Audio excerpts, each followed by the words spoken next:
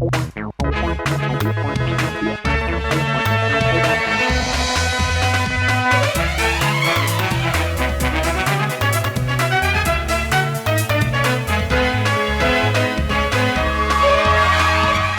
मेरा नाम है जयंती झा और आप देख रहे हैं राष्ट्रीय समाचार। पहले एक नजर हेडलाइंस पर।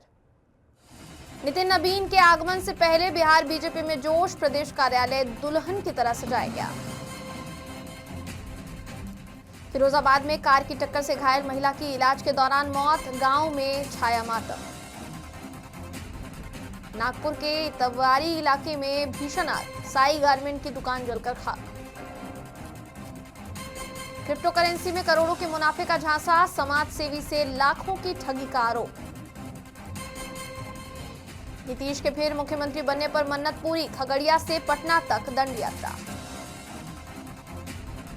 खबर पटना से है। बीजेपी के राष्ट्रीय कार्यकारी अध्यक्ष नितिन नवीन के आगमन को लेकर बिहार बीजेपी ने अब तैयारी कर ली है। बताया जा रहा है कि वो पहुंच भी चुके हैं और उनका जोरदार स्वागत जो है नितिन नवीन का किया गया है। आपकी जानकारी के लिए बताना चाहेंगे कि नितिन नवीन कार्यकारी अध्यक्ष बनने के बाद पहली बार पटना गए और इससे पहले वो दिल्ली का दौरा कर चुके हैं, साथ ही दक्षिण के कई राज्यों का वो दौरा कर चुके हैं। और जिस तरीके से आप तस्वीर में देख पा रहे होंगे कि बीजेपी बिहार के नए अध्यक्ष संजय सरावगी जो है वो नितिन नवीन का स्वागत करते हुए एयरपोर्ट पर नजर आए हैं। न सिर्फ वो स्वागत करते नजर आए बल्कि सम्राट चौधरी जो कि गृह मंत्री हैं वो भी स्वागत करते हुए नजर आए। इस पर ज्यादा जानकारी दी है हमारे बिहार ब्यूरो हेड एसके राजीव ने। पहले सुनते हैं क्या जानकारी दे रहे हैं, सुनिए।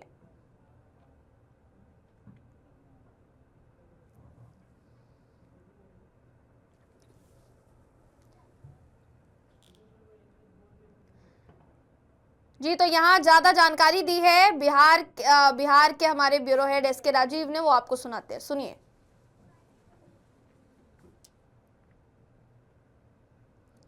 बड़ी अच्छी पंक्ति है कि ए वक्त खुद पे ना इतरा, क्योंकि वक्त है बदलते देर नहीं लगती।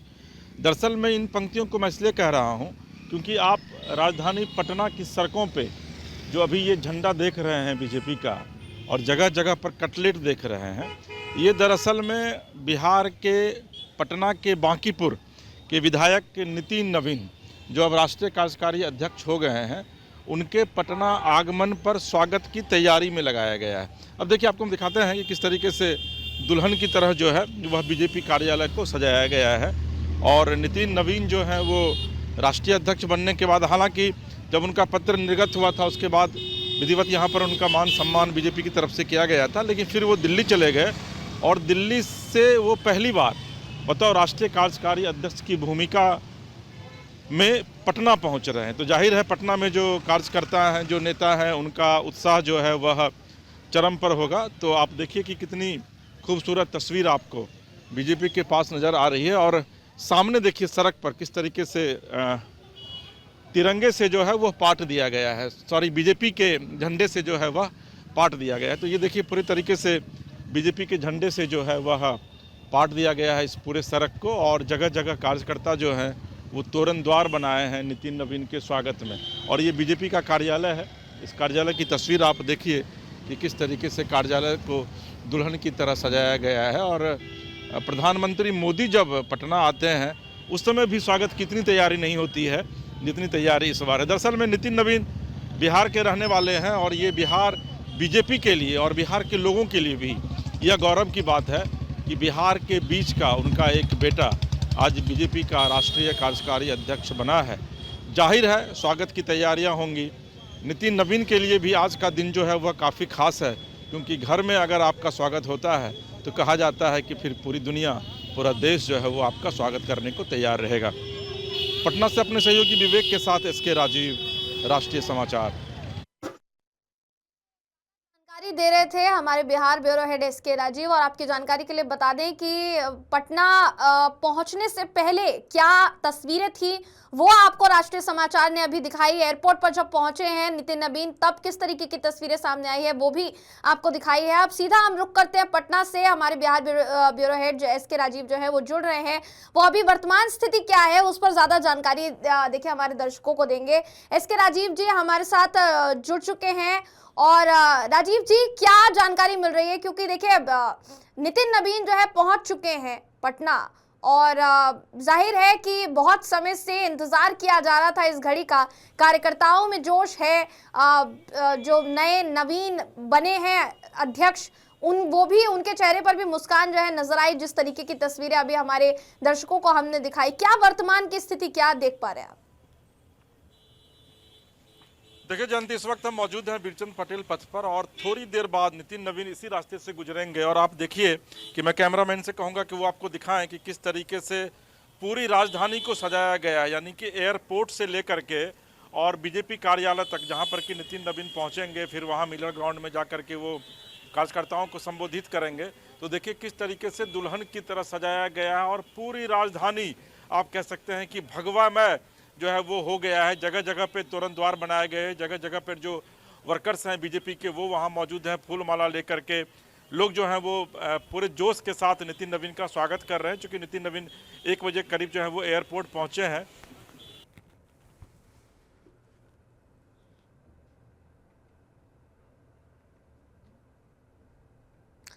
जी, तो जिस तरीके की तस्वीरें सामने आ रही हैं उससे साफ अंदाजा लगाया जा सकता है कि नितिन नबीन का स्वागत करने के लिए ना सिर्फ बिहार भाजपा के नए अध्यक्ष संजय सरावगी तैयार नजर आ रहे, बल्कि जितने भी कार्यकर्ता हैं वो भी काफी जोश में और काफी उत्साह के साथ दिखाई दिए। जैसा हमने शुरुआत में भी बताया अपने दर्शकों को कि नितिन नबीन जो है कैसे उन्होंने अपनी पूरी की पूरी यात्रा की है, संघर्ष की यात्रा की है, क्योंकि जाहिर है भारतीय जनता पार्टी हमेशा एक चौंकाने वाले फैसले लेती है, और इस समय भी ये चौंकाने वाला फैसला लिया गया कि नितिन नबीन को पहले कार्यकारी अध्यक्ष जो है नियुक्त किया गया, और ये पूरा फैसला लिया गया खरमास से पहले, क्योंकि खरमास जब लग जाता है तो हिंदू सनातन परंपरा के तहत कोई भी शुभ काम उसमें नहीं किया जाता है। तो पहले कार्यकारी अध्यक्ष उनको बनाया गया, और फिर यह भी कहा जा रहा था कि नितिन नबीन कार्यकारी अध्यक्ष तो बना लिए गए हैं, मगर मात्र बंगाल चुनाव तक ही उनको कार्यकारी अध्यक्ष नियुक्त किया गया है। उसके बाद राष्ट्रीय अध्यक्ष के तौर पर किसी और को बीजेपी मौका दे सकती है, मगर यहाँ पर यह होता हुआ दिखाई नहीं दे सकता। इसकी संभावना तब जताई जानी शुरू हो गई जब नितिन नबीन ने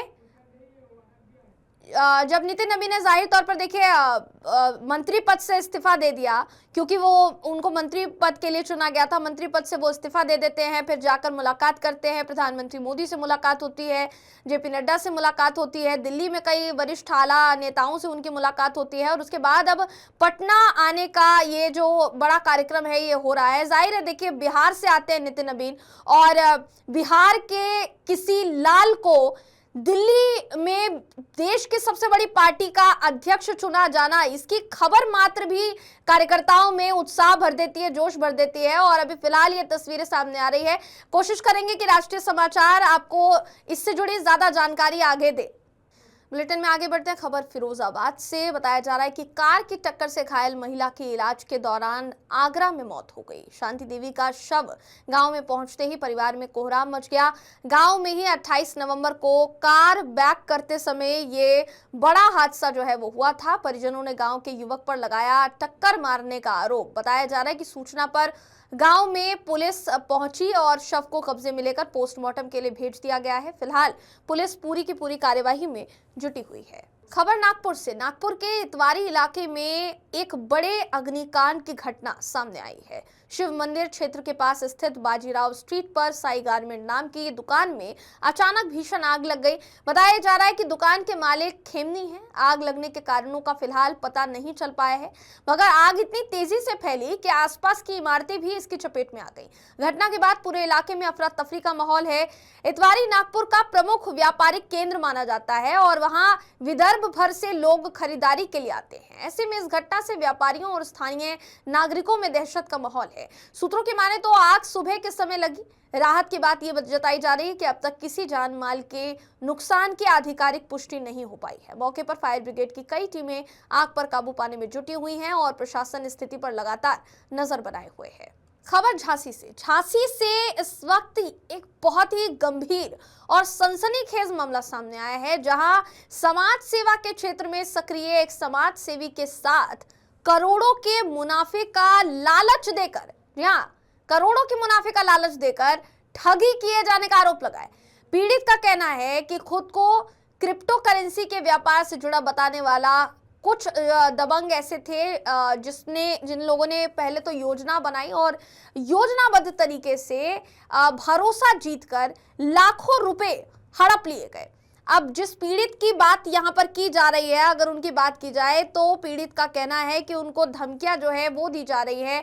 डॉक्टर संदीप नाम है पीड़ित का, और डॉक्टर संदीप ने आरोप लगाया कि करीब 2 साल पहले उनकी मुलाकात कुछ लोगों से हुई जिन्होंने झांसी में आयोजित एक सेमिनार के दौरान क्रिप्टो करेंसी में निवेश का दावा किया था। आरोपियों ने भरोसा दिलाया कि 15 महीने में रकम जो है वो 3 गुना हो जाएगी और हर महीने नियमित रिटर्न भी आपको मिलेगा, जिससे समाज सेवा के कार्यों में सहयोग किया जा सकेगा। डॉक्टर संदीप के मुताबिक इसी भरोसे के चलते उन्होंने 15,75,000 रुपए का चेक दिया जो आरोपियों के खाते में जमा हुआ, और इसके अलावा नकद ऑनलाइन माध्यम से रकम जो है वो दी गई, मगर समय बीतने के बावजूद ना तो कोई रिटर्न मिला ना ही मूलधन वापस किया गया। पीड़ित का आरोप है कि जब पैसा वापस मांगा गया तो आरोपियों ने गाली गलौज की और जान से मारने की धमकियां भी देने लगे। डॉक्टर संदीप का कहना है कि आरोपी दबंग प्रवृत्ति के हैं, हथियारबंद गनर रखते हैं और रसूख दिखाने के लिए बड़े लोगों के साथ फोटो जो है सोशल मीडिया पर डालते हैं। डॉक्टर संदीप ने दावा किया कि ये कोई एक मामला नहीं है, बल्कि आरोपी पहले भी कई लोगों के साथ इसी तरह की धोखाधड़ी कर चुके हैं, अंजाम दे चुके हैं। उनके पास व्हाट्सएप ग्रुप है, वेबसाइट है, बैंक दस्तावेज है, स्क्रीनशॉट, वीडियो रिकॉर्डिंग, सारे सबूत उनके पास मौजूद है, ऐसा उनका कहना है। कि चूंकि हम लोग बुंदेलखंड में संघर्ष सेवा समिति के नाम से मैं डॉक्टर संदीप सलाहू समाज की सेवा का काम करता हूं, इसीलिए शशांक श्रीवास्तव द्वारा सबसे पहले भानु देवी गोयल स्कूल में हमें बुलाया गया और क्रिकेट मैच के लिए मुख्य अतिथि के तौर पे। उसके बाद कई ऐसे प्रोग्राम उसने हमें दिखाए जिसमें सांसद जी, मेयर साहब उनके साथ में हैं, और हमें ऐसा लगा कि ये अच्छे परिवार का लड़का है। उसके कुछ दिनों बाद जब विवाह संबंध अच्छे बने तो हमारे ऑफिस में आके हमसे बोले भाई साहब हम लोग इसका काम कर रहे हैं करेंसी का। हमने कहा भाई साहब इन चीजों में हम लोग तो पढ़ते नहीं है। तो उन्होंने ये कह के हमसे पैसे लिए कि आप तो हमारे पर्सनल अकाउंट में डाल दो छोटे भाई के, और आपको क्या करना है, जो आप समाज की सेवा करते हैं इसमें कुछ ना कुछ बड़ा साथ हम लोग देंगे, जिससे कि आप कई बेटियों के और कई परिवारों का भला कर सकते हैं। इसलिए हमने उनके खाते में 15,75,000 रुपए डाले, और डालने के बाद हम कई दिन तक उनसे बात करते रहे कि भैया वो पेमेंट, लेकिन सत्यता ये है कि उनकी बदनीयती थी। और ये लोग 8 लोग जो हमारे घर यहाँ पे ऑफिस में आए थे, इन लोगों ने एक समूह बनाकर, गिरोह बनाकर ये लोग ये काम कर रहे हैं। और फिर हमें बाद में मालूम चला कि झांसी से करीब 5-7 करोड़ रुपए का गबन इनने हम जैसे लोगों से या गरीब लोगों से किया हुआ है। तो मैं चूंकि गहोई बानिया बेस्ट वर्ग में जन्म लिया है, तो हमारे पास प्रशासन के अलावा कोई चारा नहीं था, इसलिए प्रशासन के पास गया और धन्यवाद करना चाहते हैं प्रशासन का कि उसने बहुत साथ दिया। शशांक श्रीवास्तव ने डायरेक्ट और जीतू मालखेड़े ने हमसे ये कहा कि अगर बार बार आपने हमें परेशान किया, फोन लगाए या किसी से कोई बात की, तो हम आपको सपरिवार खत्म कर देंगे। इस बात से हम लोग बहुत टेंशन में रहे काफी दिनों तक। फिर पुलिस प्रशासन में बात हुई, तब उन्होंने हमारी FIR लिखी, नंबर 1 में हम लोगों ने पेमेंट ट्रांसफर किया। बुलेटिन में आगे बढ़ते हैं। खबर खगड़िया से। खगड़िया जिले से आस्था और राजनीतिक विश्वास से जुड़ी एक अनोखी खबर सामने आई है। जिले के बहादुरपुर निवासी मुकेश ने साल 2025 में एक बार फिर नीतीश कुमार के मुख्यमंत्री बनने पर अपनी मन्नत पूरी होने के बाद दंड यात्रा शुरू की है। मुकेश अपने खगड़िया स्थित आवास से पटना के प्रसिद्ध हनुमान मंदिर तक दंड यात्रा करते हुए जा रहे हैं। उन्होंने ये भी बताया कि NDA सरकार की प्रचंड बहुमत से दोबारा नीतीश सरकार बनने की खुशी में उन्होंने पहले ही मन्नत मांगी थी कि अगर नीतीश कुमार फिर से मुख्यमंत्री बनते हैं तो वो पटना हनुमान मंदिर तक दंड यात्रा करेंगे। मन्नत पूरी होने के बाद अब वो श्रद्धा के साथ ये कठिन यात्रा करते हुए दिखाई दिए, जिसकी तस्वीरें सामने आई है जो आपको हम दिखा रहे हैं। उनकी इस दंड यात्रा को देखने के लिए रास्ते में लोगों की भीड़ उमड़ पड़ी और लोग इसे आस्था और विश्वास का प्रतीक बता रहे हैं। किस प्रकार की योजना और कैसे ये मन में आई कि नीतीश कुमार जीतेंगे, तो क्या कुछ करना चाह रहे हैं? ये चुनाव से पहले हम पटना हनुमान मंदिर महावीर जी से मन्नत मांगे थे कि 25 से 30 NDA सरकार 25 से 30 फिर से बिहार के मुख्यमंत्री अगर नीतीश जी होते हैं तो हम पटना महावीर जी मंदिर खगड़िया जिला अलौली प्रखंड पंचायत बहादुरपुर से हम ये यात्रा हनुमान मंदिर तक करेंगे, जो कि 25 से 30 एनडीए सरकार हो गए, फिर से 25 से 30 नीतीश कुमार मुख्यमंत्री भी हो गए और 24 तारीख से हम अपना यात्रा। खबर सोनभद्र से। सोनभद्र जिले में अवैध परिवहन करने का खेल सामने आया है। वीडियो वायरल हुआ है। एक नंबर प्लेट के ऊपर दूसरा नंबर प्लेट लगाने का वीडियो वायरल हो रहा है। गाड़ियों को प्रशासन की निगाह से बचाने के लिए इस तरह से परिवहन किया जा रहा है। अवैध रूप से खनिज पदार्थों को ले जाने का तरीका ट्रांसपोर्टर्स के द्वारा अपनाया जा रहा है। वीडियो में देखा जा सकता है कि एक नंबर प्लेट के ऊपर दूसरा नंबर प्लेट लगाकर ट्रक संचालक प्रशासन की आंखों में धूल झोंकने का काम कर रहे हैं, जिसकी तस्वीरें सामने आ रही है। अब ऐसे में बताया जा रहा है कि प्रशासन जो है वो सख्त हो गया है और ऐसी गाड़ियों पर निगरानी रखी जानी शुरू हो गई है, जिसके जरिए ये बड़ा फर्जीवाड़ा किया जा रहा है। अयोध्या पुलिस ने थाना पटरंगा क्षेत्र के मुरादाबाद गांव में हुई युवक की सनसनीखेज हत्या का खुलासा कर दिया है। पुलिस जांच में सामने आया है कि युवक की हत्या उसके ही 2 दोस्तों ने की थी। पटरंगा पुलिस ने दोनों आरोपियों को अब गिरफ्तार कर हत्या में प्रयुक्त चाकू और खून से सने कपड़े बरामद कर लिए हैं। आरोपियों को न्यायालय में पेश किया गया, जहां से उन्हें जेल भेज दिया गया है। प्रेस कॉन्फ्रेंस करते हुए एसपी ग्रामीण बलवंत चौधरी ने बताया कि 20 दिसंबर को थाना पटरंगा क्षेत्र के मुरादाबाद गांव में नहर की पटरी के किनारे एक अधजला अज्ञात युवक का शव बरामद हुआ था। शव का सिर धड़ से अलग था और मौके से एक घड़ी, एक लाइटर, जले हुए कपड़े बरामद किए गए हैं। बाद में शव की पहचान खजूरी गांव निवासी तारिक के रूप में हुई। जांच में पता चला कि तारिक के दोस्त जमाल और अब्दुल उसे बहाने से बुलाकर ले गए थे। पूर्व में हुए एक्सीडेंट के बाद पार्टी के जरिए उसके हिस्सेदारी हुई और फिर विवाद जो है वो चल रहा था। आरोपियों द्वारा तारिक को लंगड़ा कहकर चढ़ाया जा रहा था। इसी बात को लेकर कहासुनी हो गई और गुस्से में आकर चाकू से उसकी हत्या कर दी गई है। पुलिस द्वारा क्या कहा गया है, सुनिए। दिनांक 20/12/2025 को थाना पटरंगा के मुरादाबाद गांव से गरौंडा जाने वाली सड़क पर, जो कि नहर के किनारे थी, वहां पर प्रातः एक अधजला शव बरामद हुआ था।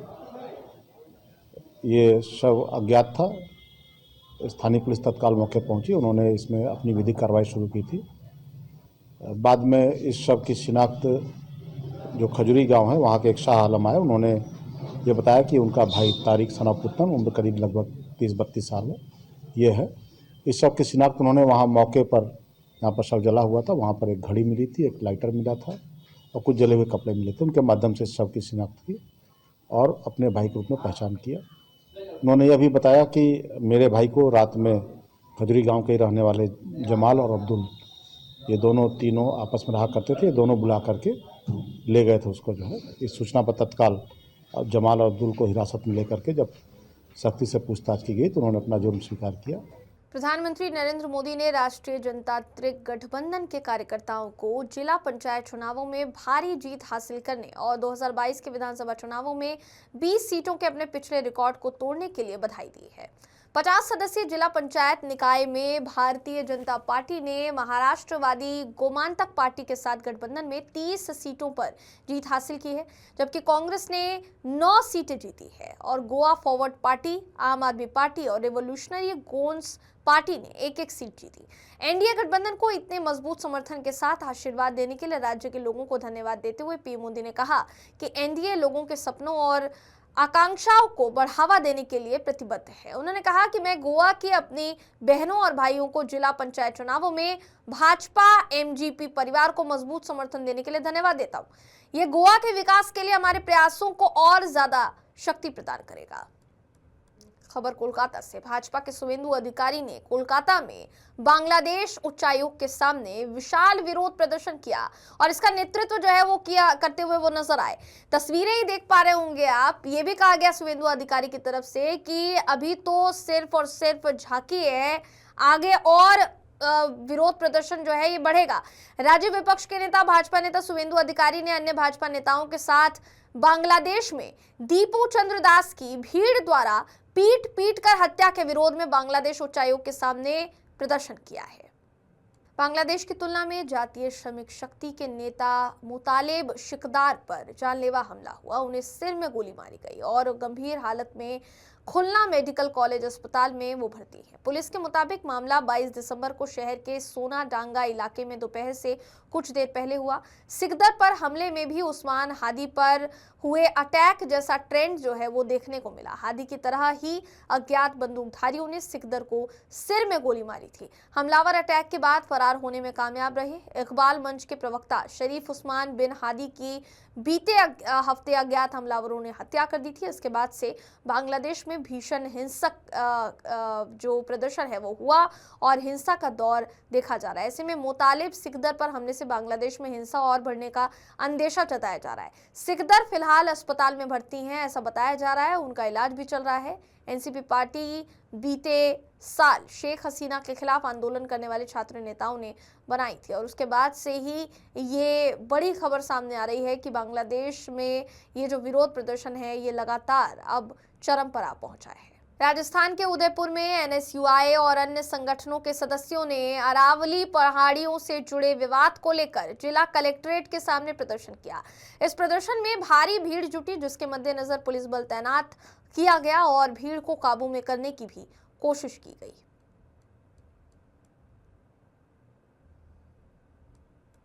को बचाने के लिए जो हम लोग यहाँ इकट्ठा हुए, मैं सेल्फ इकट्ठा हुई हूँ, खुद आई हूँ यहाँ पे रोड पे। और मुझे ये कहना है कि हमें शुरू से बचपन से ये पढ़ाया गया है अरावली हमारी लाइफ लाइन है।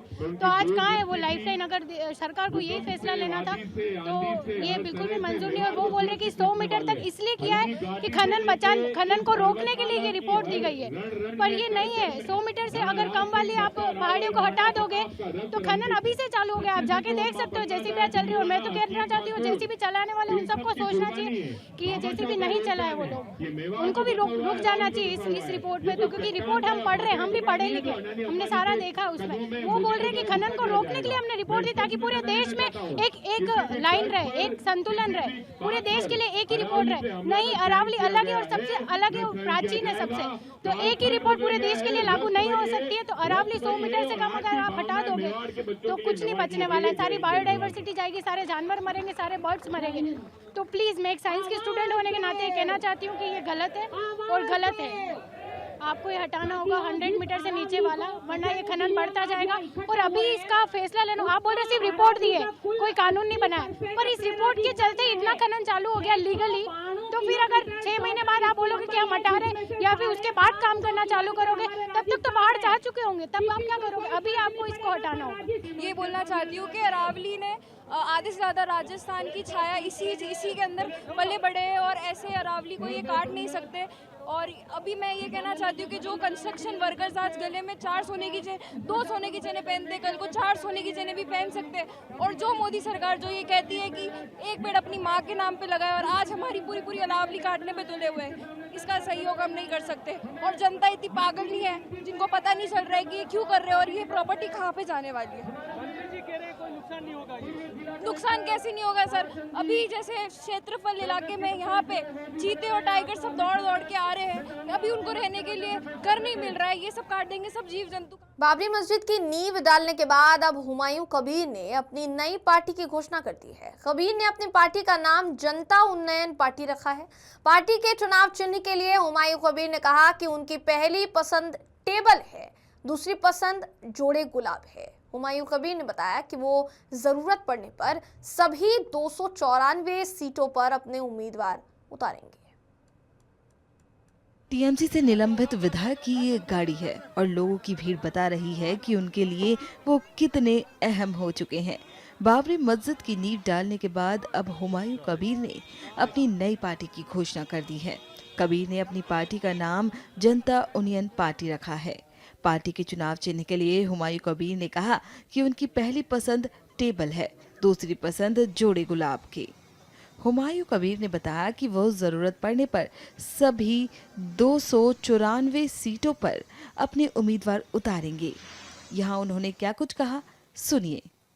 बीजेपी तो देश चला रहा है, 19 राज्यों भी चला रहा है, तो वो को हक है अगले दिन चुनाव में उम्मीदवार खड़ा करने का। उनका जो सेंट्रल पार्टी का जो कमेटी है वो लोग चुनाव का उम्मीदवार अनाउंसमेंट करेगी।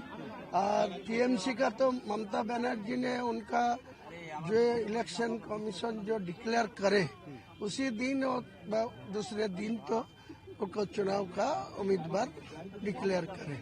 फियाद हकीम कोई मेरा लोगों को कोई अननेसेसरी कोई क्षमता दिखाएगी, कोई पुलिस को दिए हैरानी कराएगी, कोई किसी को कोई दिमाग दिखाएगी तो उनको दफ्तर जाके उनको जवाब।